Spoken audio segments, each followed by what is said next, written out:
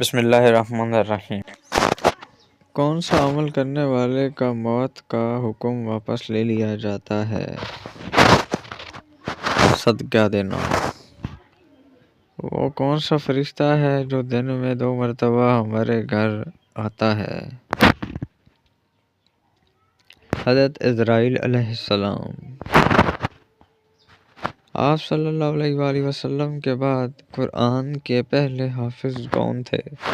حضرت عثمان غنی رضی اللہ عنہ۔ مسلمانوں کے علاوہ اور کون سی قوم مانتی ہے کہ قیامت سے پہلے سور پھونکا جائے گا؟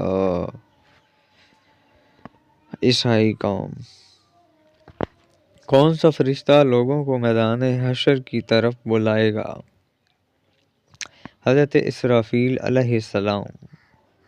کس نبی کی دعا سے دریاؤں کا پانی خون بن گیا؟ حضرت موسیٰ علیہ السلام۔ ایسی کون سی عبادت ہے جو جنت میں بھی باقی رہے گی؟ نکاح۔